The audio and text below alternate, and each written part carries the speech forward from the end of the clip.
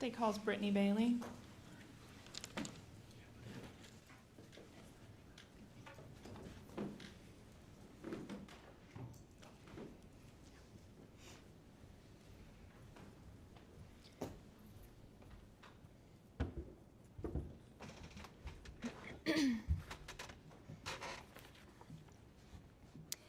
Your Honor, my name is Brittney Bailey Russell, and I am Tristyn's oldest sibling. When I was told we had the opportunity to write an impact statement, I immediately got to work.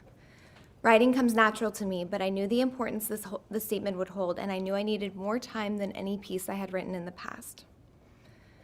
For months, I have attempted to put pen to paper to express the magnitude of this catastrophe we face every second of every day. Yet every time I met with complete writer's block. Not the kind of writer's block where you have nothing to say, but the kind of writer's block where you cannot find words impactful enough to describe the devastation this has caused on my family. Your Honor, I could stand up here today and tell you what little I can remember from May 9th, 2021, how I was on day one of my honeymoon with my husband and woke up to an alarming call from my sister Alexis saying, "Brace yourself, we can't find Tristyn. We're about to post it on social media."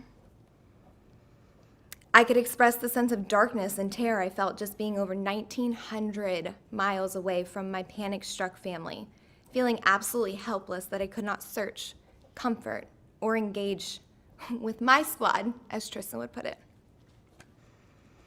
I could even go into great detail about the blood-curdling and excruciating screams that ejected from my dad's lungs, the bottom of his lungs, while my husband and I sat on the other end of that FaceTime call, crumbling to the MGM hotel room floor, sobbing our eyes out, praying to God the news of where Tristyn wasn't our biggest fear. And if the court really wants to hear the most graphic of it all, I could tell you about the days to follow when I heard the fatal wail that bursted from my mom in the other room when Detective Hannon delivered the news to just my parents on how Tristyn died that Mother's Day. I wasn't even privy to the no at that point, but the crippling sound that my mom let out, I knew it was something unimaginable. I remember this torturous feeling that took over my body as I ran to the bathroom, slamming the door, banging both hands on the wall, screaming, "Why? How? How is this happening?" I didn't stop until my dad ran in, grabbed me, hugged me, and kept telling me, "Be brave for your mom. Do it for your mom." As later we learned, that friend Tristyn thought she had ambushed our youngest Bailey by stabbing her 114 times, over and over and over, to the point where we all know, she fought her fight and had nothing left in her body to give, and yet he continued like an absolute coward. You, Aiden Fucci, decided to overpower a 5'3" innocent 13-year-old girl. How much more of a coward could you possibly be? Those feelings that took over my body that day, I could go my whole life without feeling again. I can promise you one thing, I do not ever want to be that brave in my lifetime yet. Here I am, standing in front of this courtroom, exposing my vulnerability, peeling back layers of my PTSD in this unsafe and very overwhelming environment. While I sit here publicly reliving tad bits of our worst nightmare, I recognize that none of these horrific memories will bring Tristyn back. It truly just pains me more to have to relive them, to talk about it, to feel those feelings all over again like it happened yesterday. What I can confidently express to the court is, since my sister's murder, I agonize at the thought of leaving Florida for travel, something that was once engraved in my DNA. I lack prioritizing my husband, and I carelessly watch my marriage crumble before my eyes. I now carry emergency medication to control the unexpected tightening of the chest and inability to breathe, something doctors call post-traumatic stress disorder. I spend 2 hours every Sunday morning with our family therapist, a day that used to be Bailey Family Fun Day on Sunday. I struggle with mental health expenses and impulse buying in hopes to find control, something my husband and I were not financially prepared for. I've lost clients due to the inability to work.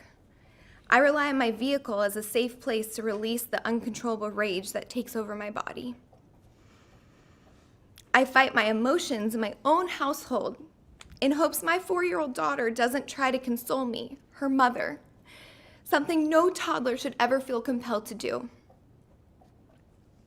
I find my husband more times than not peeling me up off our closet floor, drenched in my own tears. I've lost count of how many glasses I've shattered over the anger that's unbearable. I look at myself in the mirror and I don't recognize the person I am anymore.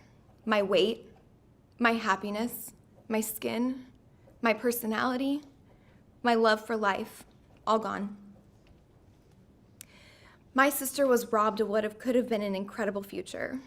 Imagine growing up in a household of 7, traveling the world for my dad's job, relying on each other as best friends because we only had each other during all of those moves, meeting friends who became family across the globe, and having the most loving and supporting parents you could ever ask for. Just for perspective, I'm a hairstylist, and my parents opened a salon in St. Johns County. Alexis has a passion for animals, and my parents openly allowed her zoo to live under their roof. Tegan's draw to coffee and books at University of Florida enticed him to continue on to grad school, which my parents could not be more proud of. Sophia, our lacrosse all-star, was just accepted to Colorado Mesa University to play goalie, and once again, my parents could not be more on board, even though this means there are 2 flights between their child and them. And as for Tristyn, cheerleading was her life, and because it was her life, it was my mom's life too. My parents have sacrificed their needs and wants for their children for 30 years. I've never met such selfless people. And to think one of the 5 of us won't get to see that fully through, Your Honor, I can't put a word to it. Agony isn't painful enough. Shattered to the core doesn't crumble like how I feel. Infuriated doesn't even come close to touching the amount of rage I find myself trapped in. And let me tell you, justice is just a word for comfort. It doesn't bring her back. It doesn't allow her to see if she would have made worlds or become a college cheerleader. It does nothing but put this inhumane, cold-blooded killer away for good.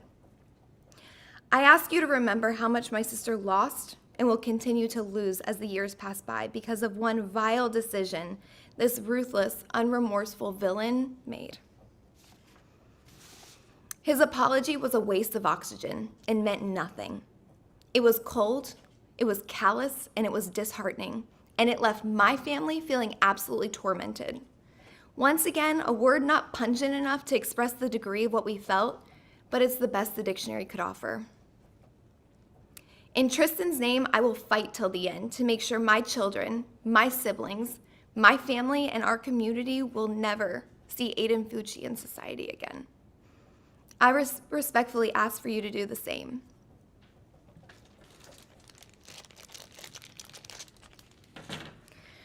This white stone represents my loss in faith in our school systems to keep violent children away from the innocent. We are forever Tristyn Bailey strong. Thank you. Thank you, Brittney.